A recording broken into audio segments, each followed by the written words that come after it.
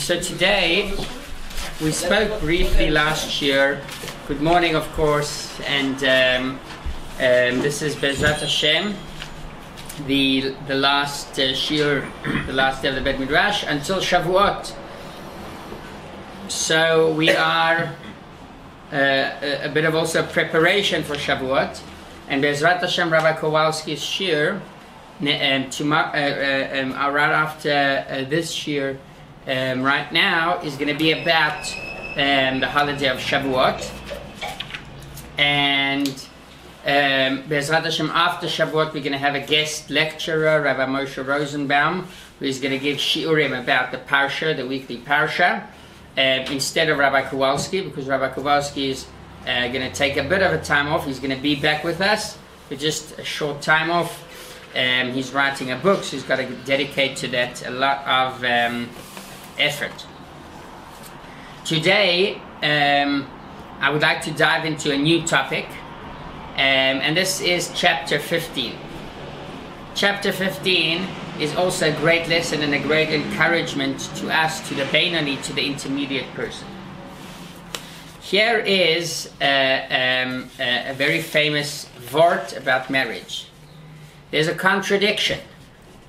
It says, Matzah Isha, Matzah Tov. You find a woman, or Matzah, found a woman, you find good. Sometimes. Yeah, okay. And then on the other hand, it says, there's another verse that says, Motzeh ani et ha'isha mar mimavet. I find the woman bitter than death. Who said this? I think it's from Shlomo HaMelech. So, so how does it go together? Matzah isha matzah tov. If a person finds a woman, so he finds good, or is it bitter than death? How does it work together? Okay, tov. So the vort is like this. The idea is that if you say in the past matzah isha, which is past, in the past, then it's matzah good, matzah tov, then you found good. But if you are motzeh in the present, which means you're always looking, searching for a wife, right? So that's mami mavet. It's of course talking about a person that's already married and he's still looking for another wife. Mm-hmm. So in that case, yeah, the isha that you have is mami mavet. It's better than that. So it's connected a bit to the shir today. And I would like to read a bit inside Chapter 15, starting with the first paragraph.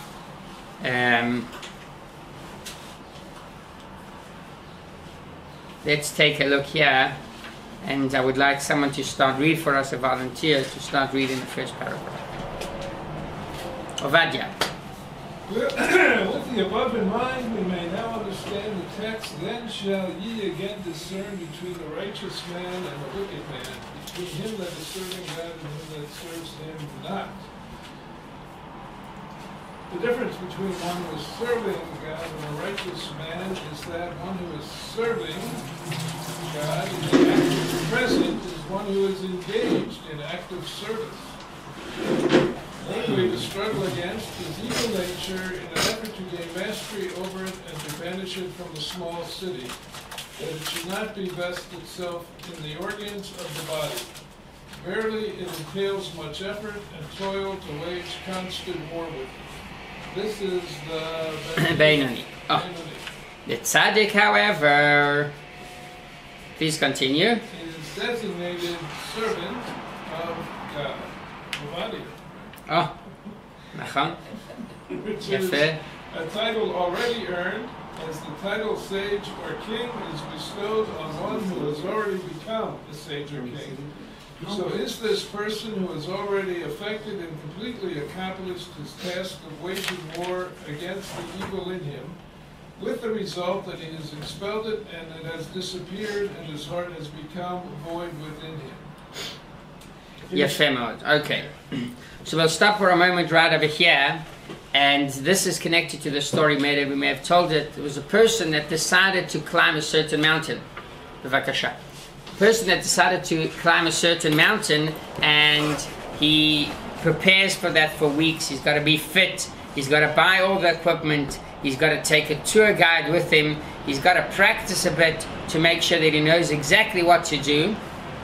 He's climbing there, and he climbs for one day, another day, the third day, and he's climbing until he gets all the way to the top after a week of hard effort. And he sees that there's a nice tent over there, and out of the tent there's a little kid that opens the door. So he's shocked. He tells the kid, "How did you get here?" And the kid answers, "I was born here." Sometimes there are those that have to work very, very hard to achieve a certain accomplishment, that for others this is a given, which means they were born in this way. They already belong to a certain level. Could be in parnasa, right? It could be in business. It could be in avodat hamidot as well. For some people, you can see he's learning in the Bet Midrash, and for him it's very, very hard. He's got to sit. He can sit for 15 minutes, and he's got to sit. He gets distracted very quickly, and it's such a hard effort for him. And then you see someone else that can sit and learn for 2 hours straight with a chavrusa. And how could that be? He tells, he was born in that way. It comes naturally. This is the difference between whether we say Ovadia, which is Oved Hashem, in the present, or Eved Hashem. What is Eved Hashem? Servant. A servant of Hashem. In the past, in other words. He already has the name. He's not working currently. Oved Hashem means he's currently working on it. Which is more worthwhile? Okay, Femor, this is a very good question. This is a very good question. But first, I got to understand the difference. In our lives, there are certain parts that could be Oved Hashem. We've got to always work on that. Could be a certain attribute, a certain nature that we've got to maintain. We've got to withhold ourselves from falling into that pit. And certain things in life, which we already Eved Hashem. The washing the hands in the morning, this is something that I do every single day. It's not a question. I don't have to fight. I'm already Eved Hashem. And generally speaking, it's the difference between the Baal Tshuva and a Tzaddik, but not only a Baal Tshuva and a Tzaddik. Also the Beinoni and a Tzaddik. For there could be certain Beinonim that were born in a specific way, right? This is the greatest limud zechut. We're going to learn about it a bit later, but the greatest limud zechut that a person can have. And it says that you have to see yourself on a hevei shefal ruach bifnei kol ha'adam. You've got to be humble in front of any person on earth. How could that be possible? Can someone explain that? I think it's a Mishnah to me. What is that? You have to feel humble in front of any person that comes across. How could that be? You see a person that he is chas v'shalom, is over avera and parhesya. He does it in public. Everyone knows that he's a big over avera, and you know that with all due respect, I'm not on that level. So why should you feel humble in front of such a man? Why should you be a shafal ruach b'fnei kol ha'adam? Certain people, right? Yes, definitely. There are those who are much more righteous, and it's very easy for me to feel humble in front of that person. Or if I can see a certain advantage that a person might have, and I should say, wow, I wish to acquire that kind of behavior. I am humble in front of it.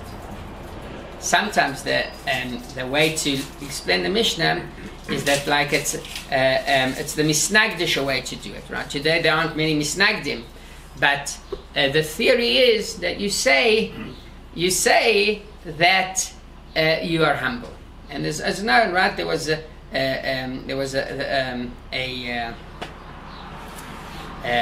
special hakafa when they dance with the Torah. So there was one hakafa which surrounding the bima was dedicated to the humble people in town. Now a person that's humble doesn't need a special hakafa for himself. Humility is an inner attribute that a person knows his place. He's not going to boast about it. So that was in the past. But so how do we make this sense of humility, this behavior, something real and not just a fake, as you know, made up attribute that people say, yes, I'm humble, but between themselves they say, if you compare me to that person, no doubt I will get much more Gan Eden than him. In any person there is a spark of God. That's nachon. And with saying that, still maybe he's not expressing that spark of God enough, and I can see that he's not expressing it enough. Nevertheless, there is. But it doesn't make him higher than me. That's the lichora. That's the question. Yeah, Mordechai. Since there's only a handful of tzaddiks per generation, everyone else would be a Benoni, which means that we're in transition from being a Rasha to a tzaddik. We don't have chapter. Sorry, one moment. We don't have chapter 15 here. There's books upstairs, or so therefore, yeah.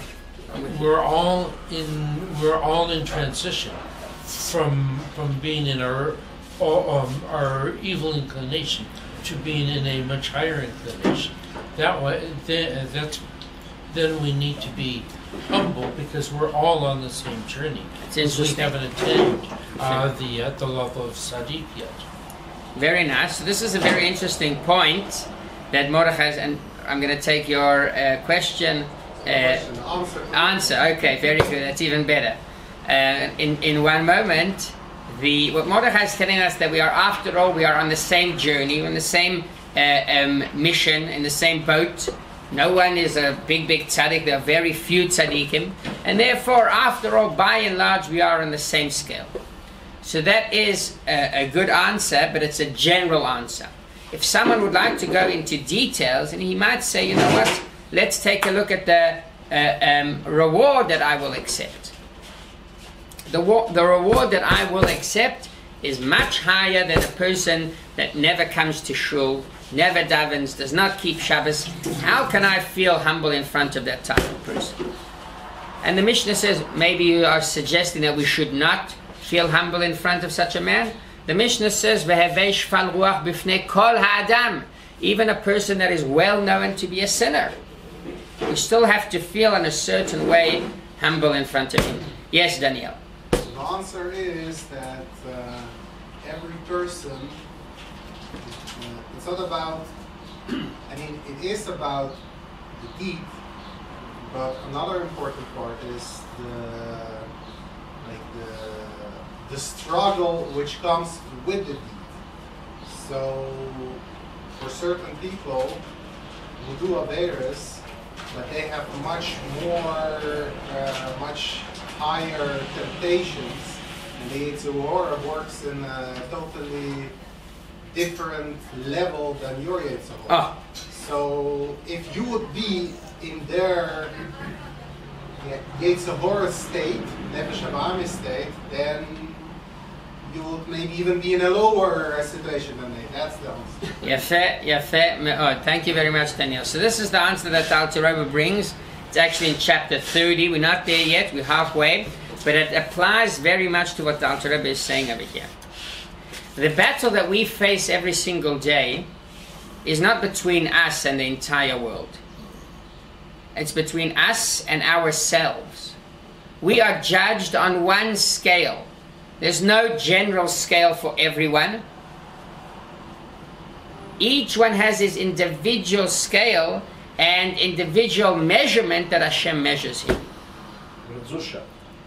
Oh, and the famous story about Rabbi Zusha said that when he will come up to Shamayim, they're not going to ask him why you weren't like Moshe Rabbeinu, why you weren't like Shmuel Hanavi, why you weren't like Shlomo HaMelech. No. They're going to ask him, why were you not exactly like Zusha. That is the only mission that we are here for. To fulfill our own potential. And that means that if I come across a person that's a big sinner, I cannot compare myself to him.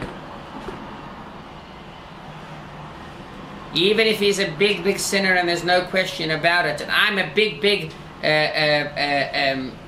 mitzvahs man, or a person that learns Torah all day, if I was Hashem, when he measures him, could be that he did one small mitzvah in his life, one small mitzvah. But Hashem will say, that mitzvah is worth more than all of what you did. Why? Because he was born with such a big Yetzer Hara that it's so hard for him to fight it. You were born with a small Yetzer Hara, so for you it was so easy to sit and learn all day. And I've got a great story from the Gemara about that brings out exactly this point.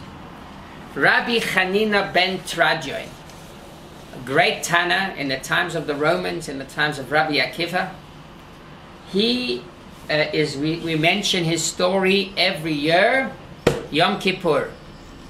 Asara Harugei Malchut, the 10, what is the word for the Harugei Malchut? The 10 Martins? Martyrs. Sorry again? Martyrs. Martyrs. Okay, so those 10... They died for the Sheikh or Hashem. Yafeh, they died in Kiddush Hashem. And he knew that he is about to go. Why? Because he used to teach Torah in public. This is what is called a Mesirut Nefesh. This is person knowing that he is prepared to give up his life. He just wants to make sure that the Torah goes on to the next generation. Rabbi Chanina asked Rabbi Yossi ben Kisma in Masechtas Avodah Zarah a very strange question. He asked him, am I worthy of receiving Gan Eden? Will I receive Gan Eden?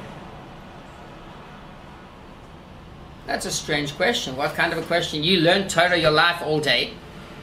Not only that, but you teach others Torah. And not only that, you teach others Torah in a time where you know that they will kill you for that. What more of a prize would you get? For sure you're going to get Gan Eden. Do you know what Rabbi Yossi ben Kisma answers him? Rabbi Yossi ben Kisma says, tell me, do you have some kind of interesting story to share with me? Some kind of maybe a good story about a good deed that you did in your life that you can tell me? It's also a question on Rabbi Yossi ben Kisma.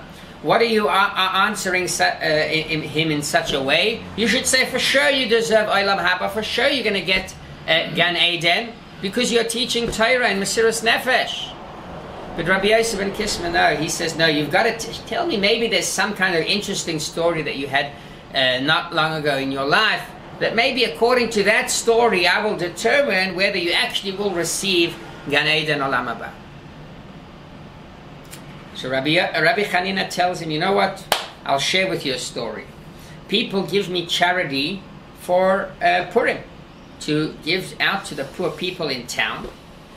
And what happened one year is that I had a wallet with my money together with the tzedakah's money, and unfortunately they mixed together. What I did was I gave all of it to tzedakah instead of starting to calculate what exactly belonged to me, what belonged to tzedakah, and then there's always questions: was it a bit more mine? Was it a bit more than tzedakah's? He decided to give the whole wallet with all the money to charity. Wow. Rabbi Yossi says, if so, you deserve Olam Haba, you will receive Gan Eden, and I wish to be a part of your Gan Eden. What is going on in this Gemara? Seems very weird. Of course, Rabbi Chanina should receive Gan Eden, and what does the story have to do with the decision? That is the exact point that we are trying to, that the Alter Rebbe is telling us over here. There are those that are naturally born connected to learning. They are, usually it's colder people. They don't have much of a Yetzer Hara. What happens outside doesn't interest them. If they do happen to have some spare time because they're not working or they're not learning Torah, so they would read books, right? In Hebrew we call it Tolat Sfarim. A worm, a bookworm, that's the word, a bookworm. A person that is only interested in reading text. You can tell him about a great party that's going on. He's going to tell, I'm sorry, it's not interesting. It's after 8 o'clock. I go to sleep at 6. I'm very sorry. I wake up at 3 in the morning. I sit, I learn Torah all day. I don't take any interest in what's happening outside. So for that person, it's natural that he will learn Torah. And when Hashem goes and measures this work and evaluates, what did you do in the world? Tell me. I learned Torah all day. Hashem says, thank you very much, but it was so easy for you. I know how I created you. I know the size of the Yetzer Hara that I gave you. Tell me something more than that. Maybe there's something that you needed to overcome your natural desires. A certain field in life where you have a big Yetzer Hara. And this is the story of Rabbi Yossi. Rabbi Yossi says, I'll tell you a story that might reflect a bit of hitgabrut. In Hebrew we say hitgabrut, which is to overcome the Yetzer Hara, overcome the temptation.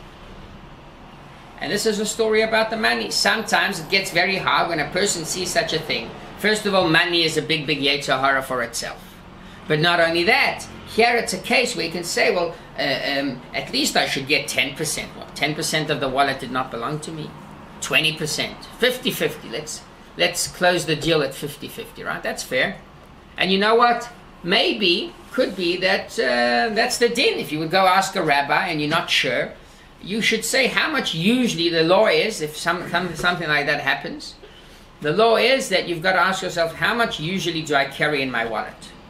50 shekel, 200 shekel, 1,000 shekel? What you usually have in your wallet probably belongs to you, the rest is to the others. But Rabbi Yossi didn't do that. Rabbi Yossi overcame his natural desire, and that was for the sake of Hashem. That gave him the gate to enter, the key to enter Gan Eden. Was he a tzaddik? That's a good question. According to this idea, He was not. okay. So He according had some Yetzer Hara, it was not. Yefe, okay. Lichora, according to this, again, the level of the tzaddikim, just again to give an example about who was a tzaddik. So, Rabbi Shimon, I don't want to say that he was not a tzaddik, but it's a vort here in the story. The story is to bring out the pshuto shel mikra. It could be there's a different explanation, but this idea in the story is to bring out that you are measured by Who you are. by who you are, but when it's difficult for you. Not in easy parts of life. Easy parts of life, it's not to disencourage, sometimes certain fields that are easier for us, go for it. Don't try and look for al tevi'eni lidei nisayon. That's what we say every morning. Don't bring me temptations and challenges that I might find it very hard to face. But if we want to define the person, who is he? Adam Nikar, a person is recognized bekoso, bekiso, uveka'aso, right? Three things when it comes to kiso we spoke about, the money, when he's angry, beka'aso, and bekoso when he drinks as well. Yes. What we could say here is that not that he had to overcome his desire for money, but he had to overcome his desire to go within the strict halacha. Yefé mod. So this is where a tzaddik also has a certain level, and it can answer your question, that sometimes even for a tzaddik everything seems natural, but, and I'll share with you a story also about that. It's a very good point. So for a tzaddik also, we can measure this in the same way. A tzaddik, yes, he would never do bad. He would never take something that does not belong to him. But if halakha says a certain idea and he wants to, in a certain way, be better than halakha, so for him, okay, that's another sign that he is a special tzaddik, we would call it. A chumrah, for example. The reason why we make a big difference between a tzaddik and like a Baal Tshuva, each and every one of us, the Benoni, is because the mission of a tzaddik is not that mission. The tzaddik doesn't have to naturally look for something that is not his nature, because his nature is good. That's why intentionally he's not looking for that. But if it happens, so it's a good idea. There's a story about the Rebbe Rayatz. The Rebbe Rayatz was the 6th Rebbe of Chabad. And he was the last Rebbe to live in Russia. And he was the only Rebbe. The Rebbe Rashab for very few years lived under the Soviets. But the Rebbe Rayatz, he was there, the Rebbe, while the Soviets came into power and when the Soviets ruled very strongly over the Russian people. So what happened is that of course the Rebbe Rayatz started to spread Judaism. They were closing shuls, they were closing mikvahs, they were closing Jewish schools, and the Rebbe Rayatz was opening them. So they put the Rebbe Rayatz in prison. After a lot of hishtadlut, trying to use this connection, that connection, the American government, the British government, finally the Rebbe Rayatz was freed, and they told him, you can leave prison. There's a train waiting for you now. And if he would stay in prison, there's a good chance that they would say, okay, we're keeping you and you're going to face the death sentence. Every moment there was pikuach nefesh. And that train was leaving on Shabbos. What did the Rebbe Rayatz say? He's not going to take the train. Even though according to halakha, if you know that you are facing a certain danger that is death, you are allowed to mechalel Shabbat. No question about it. But the Rebbe Rayatz, in a certain, similar to what you pointed out, he said no, he's not going to do that. Let's read a bit more. We are up to, I think it's the 4th paragraph here on the first page. Okay, so too, who is who? Although by nature... No. Wait, sorry? In the category. Yeah. In the category of Benoni, there are also to be found 2 gradations, to wit, one who is serving God and one who is serving him not. Yet the latter is not wicked, for never in his life did he commit even a minor transgression, and moreover he fulfilled all the commandments which were possible to him, including the study of Torah, which balances everything else. His mouth never ceases from study. The reason he is referred to as one who serves him not is that he does not wage any battle within the evil disposition in order to vanquish it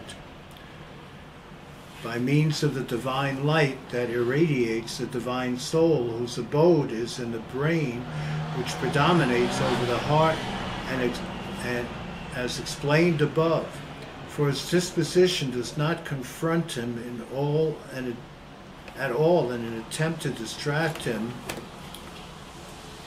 Keep on losing the line here.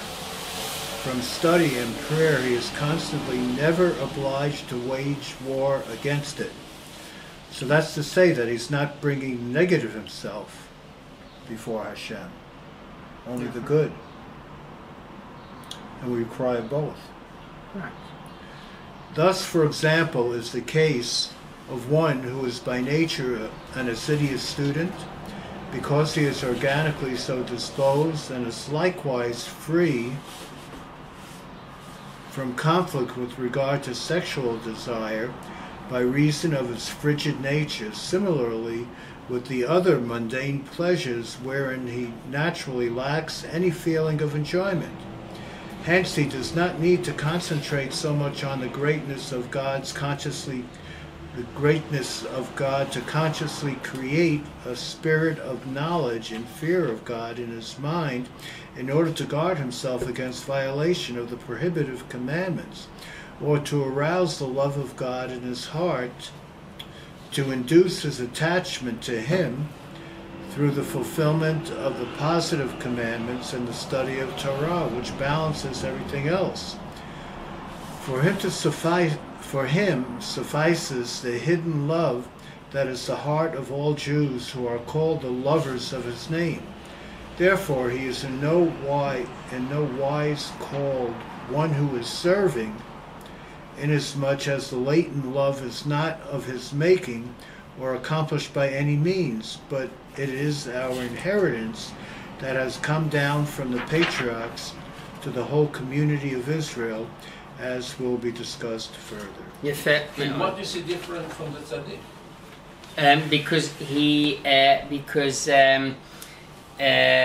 Tzaddik's not a conflict. The tzaddik is not in conflict, but he also doesn't have a conflict. He has, but there is still bad, and this is maybe he's getting closer to the level of tzaddik veralo. But what is the difference? The difference is that if he would face something that is not by his nature. But the tzaddik has no. So let me give you an example from a story. There was once a rabbi that came to receive smicha from Rabbi Yaakov Orenstein, who was the author of the book Yeshuot Yaakov, a special rabbi. And the rabbi was sitting there with his son and was testing this person. At a certain point, the son says to the father, give him smicha very quick, which means give him the sign that he's a rabbi very quick, and because if you won't give him, he will become a priest. What did he mean? He meant that this person, he loves to read and to consume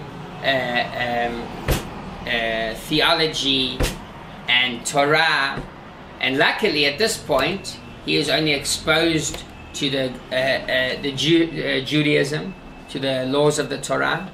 But if we won't give him smicha, and if we won't authorize him to become a rabbi, and he will practice this and carry this out, he might turn to the other side and he might start learning other theories and other theologies and other religions. So there could be a person that he is a Beinani out of lack of temptation. He's got this hidden love. The tzaddik hasn't got temptation. Oh, the tzaddik has no temptation at all. But this person, in his field that he's practicing now, he has no temptation. But if you would put him in a different field, then he would have temptation. The only reason that this person has no temptation is because nothing speaks to him. It's not about himself. And I'll give you an example. A tzaddik loves Hashem. We're not saying that he loves Hashem. He does not. It's a hidden love inside him. And that's the only thing that's keeping him going. But it's more the fact that he has no interest in that, in what's happening outside, in the temptations, than his love towards Hashem. It's very similar. And this is why it's a story. I'm not sure how 100% the story is, but there's a certain point to the idea that some people, we were very lucky that, they ended up on the Yiddishkeit side. And it could possibly be. There's no love towards Judaism. It's not like this is what was convenient. This was what worked out for them. So about to share by definition, I guess. Yeah. And it's lived out in the world and comes, if he really returns or comes to Judaism, he's probably coming with a lot of what we call baggage. Nachon. So I would be humble before him just based on that, even if I think he's going off the dairy. For sure. And that's a person that it's easy to see it because he did the tshuva. What about a person that did not do the tshuva? We should also become humble, be humble in front of him. And the way is through understanding that if I was in his position, probably I would have done the same, if not worse. There's another story. The other ideas about Avraham Avinu, right? It says about Avraham when he brought his son Yitzchak to the Akedah. He brought his son to be shechted. Then the angel tells him, Ata yadati ki yireh Elokim ata. Now I know that you are a God-fearing person. What happened? Have you not heard of Avram before? Avram was prepared to jump into the fire to praise Hashem's name. There were many other nisyonot. Lech lecha, leave your home, your family, your town, your friends that you grew up with. That's a big challenge. And Avram listened to Hashem. After the Akedah, Hashem says, Ata yadati, now I know that you are God-fearing. But Hashem sees the future also. But based on now, based on currently, this is what even though Hashem sees the future, He doesn't communicate with us based on that. He knows what we will do, but He doesn't tell us, oh, you're going to do in the future this and that, therefore so and so. And the reason is connected also to what we are saying. Avraham was a kind person. He sought to do kind to the entire world. In the middle of the desert, he opened a Beis Chabad, offering people to eat, to drink, to rest, whatever it is. Hashem says, when I told you to shecht your son, that is the opposite of kindness. That demands a different field of expertise. This is the midah of gvura. Will you be able to carry this out? After Avram carries it out, Ata yadati, now I know that it's not based on your own nature, but it's because you are really truthfully fearing me. Yes? I heard once that the nature of the Rabbi is that he was a shy person. Yes. And yet he reached out to millions of people. Right. It's very interesting. The Rebbe, before he became Rebbe, he barely spoke in public. Once a month he used to speak because of his father-in-law told him that one of the things that conditions to the marriage is to fabring every Shabbos Mevarchim, to make a fabregen every Shabbos Mevarchim, which is the Shabbos before Rosh Chodesh. But besides that, the Rebbe was naturally very shy, for sure. It's a good point, yeah. There's a law in Halacha that chicken and any other animal, they cannot be what's called a treifa. What is a treifa? A treifa is when the animal is damaged, and it's damaged so severely that it's basically already dead before the shechting. We are only allowed to eat something that was shechted according to the Jewish way of slaughtering an animal. And if, let's say, the lung was pierced, so it's a matter of time until the animal will die. So it's already dead basically before the shechting. When we go and we shecht the animal, we're not really shechting it because it's already dead. So one example is a pierced lung. There are other examples, whatever, with the heart of the animal. And another example is an animal that fell. Okay, sometimes you see an animal falling. It fell down. So in certain cases, maybe it broke the spine or things like that. The moment it breaks the spine, it's also considered dead. So it's not going to help the shechita. What happens, how can you define if you see some kind of bird flying in the water, right? It fell on the water, and you see it swimming a bit, and then you catch that bird, you want to shecht it. How do you know if the fall, that it fell down onto the water, if it was strong and it broke its spine or not? The way to decide is if it's able to swim against the stream. If it swims with the stream, that means that it's not really, doesn't have a spine. It's not strong enough to swim against the stream. the way to determine if it's already a treifa is based on that. And also in our lives, if we are able, everyone has this, it's, if a person is able to swim against the stream, against whatever it is, we each and every one of us know what the stream is, where the water is pulling us to. That is a sense of accomplishment. That is a sense of Oved Hashem, a person that's currently serving Hashem. Okay, let's read on the next paragraph. Yaakov, would you like to read for us? So too is one who, although by nature not an assiduous student, has yet accustomed himself to studying with great diligence, so that the habit has become second nature to him. For him too suffices the innate love, unless he wishes to study more than his wont. Continue? Yeah. This will explain the statement in the Gemara that one who is serving God refers to him who reviews his lessons 101 times, while one who serves him not refers to one who repeats his lesson no more than 100 times.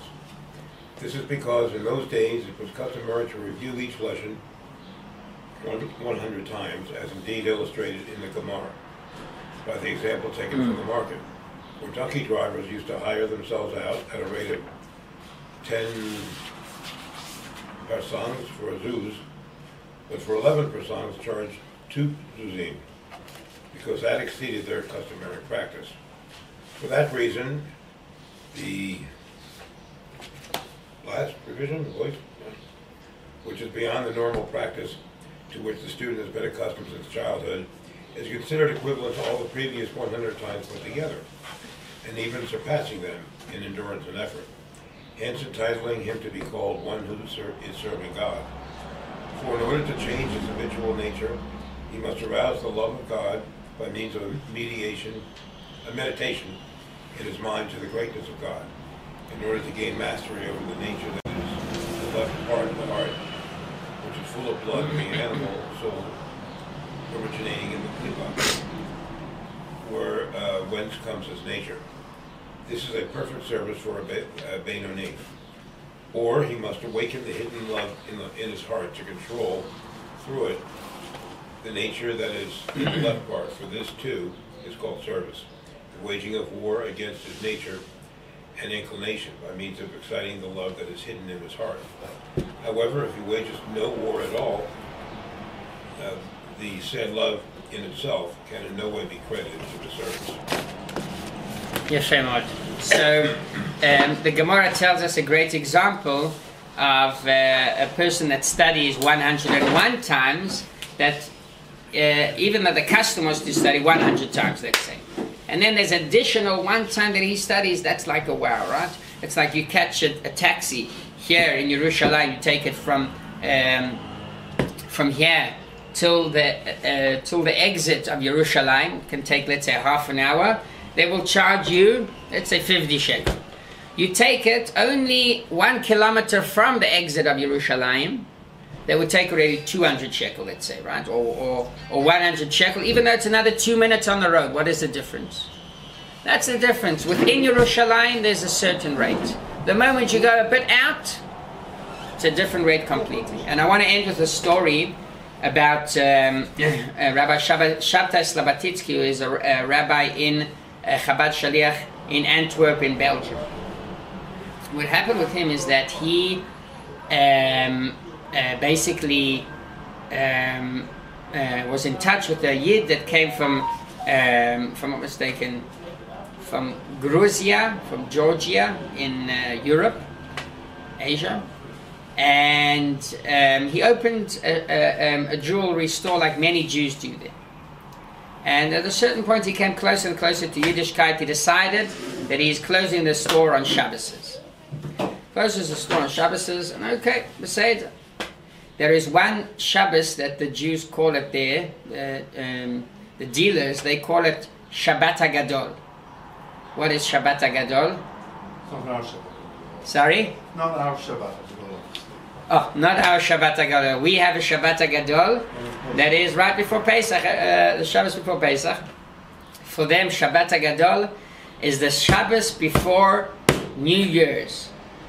the beginning of the year. That is when all the Goyim, the Gentiles, they all go to the market and they all purchase for their wives jewelry for the new year. And that's the Shabbos Agadol. All the Jews know that. So he decided he's going to close it on Shabbos Agadol. But what happened is that he wasn't concentrated. He thought, should I open it? Should I not open it? It's a lot of money. It's not a joke.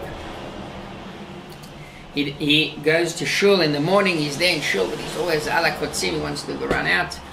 And what happens is he decides he decides just to take a look. He's just going to take a look at what's happening over there. And he sees the whole market is full of buyers, people. And one of his friends turns to him. He says, "Listen, you give Hashem all the Shabbos of the year. Take one Shabbos for yourself." And he is getting dizzy. He says, "You know what? I'm going to rush home. I'm going to make Kiddush, and then we'll see after that." So he goes home. He makes Kiddush, and he drinks a half a bottle of whiskey, goes to sleep, and then when he wakes up, Baruch Hashem, it's after Shabbos. And he's telling Rabbi Slabatitsky this. He says he feels so upset that his Shabbos went through him being drunk and sleeping half of the Shabbos. He sees Rabbi Slabatitsky crying. When Rabbi Slabatitsky is crying, he tells him, "This is because I envy you.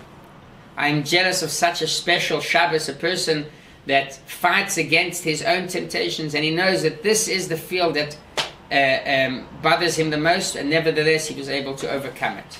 This is the best way to spend the Shabbat." So I think it's an inspiring story to end the shir today, and I want to wish you all Chag Sameach, Kabbalat HaTorah, B'simcha u'b'pnimiyut.